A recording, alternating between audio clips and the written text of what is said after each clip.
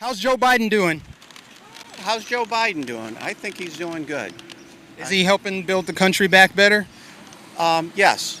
Yeah. I think, in my opinion, having less drama, it's unfortunate that we were made to set off against each other. It takes a lot of strength to carry the baggage to be angry all the time. And, I found myself being angry at my neighbors because, well, they're going to vote for that guy who's kicking me in the groin. Okay? Well, what is it? They may think, well, it's just Trump kicking people in the groin. But it's like, he's kicking me in the groin and you're my neighbor.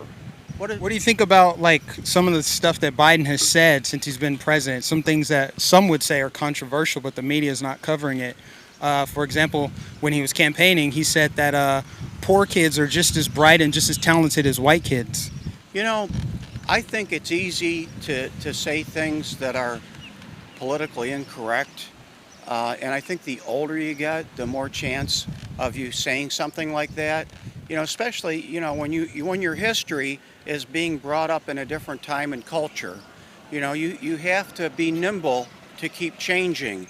And, again, if he stumbles into something that some would consider awkward, I can forgive that. It's when somebody goes out there and plants one in your groin and does it every day on purpose.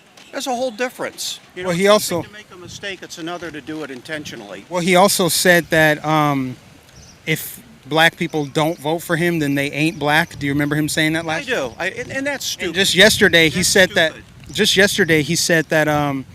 when he was addressing the 100-year anniversary of the Tulsa, he said that black entrepreneurs don't have accountants and lawyers, and that's why they're not as successful as it's almost as if he was denying that there are actually black it seems like accountants and lawyers. No, I'm just asking questions about some of the things that he said. So I know that the media has not talked about it, but those things are obviously offensive to some, but no one seems to talk about it. All right. Well, and media coverage is an issue. If you go on, and I don't watch Fox News, but they provide news that people that watch that channel want to see. Sure. You tend to want to watch things that reinforce how you feel. True. And so that's going on a lot. There's not enough unbiased reporting. Yeah. So if Joe Biden makes mistakes, call him out. It's when people make horrendous mistakes on purpose and then try to tell you that it wasn't a mistake. They call that gaslighting, which is a weird phrase, frankly. I just call it hypocrisy. Last question for you. What do you think about the job Governor Ron DeSantis is doing? I'm not from Florida, okay? But he seems to be a mean son of a bitch to me, and I think that's the last thing we need. He's like, oh, well, it pays to be a mean asshole.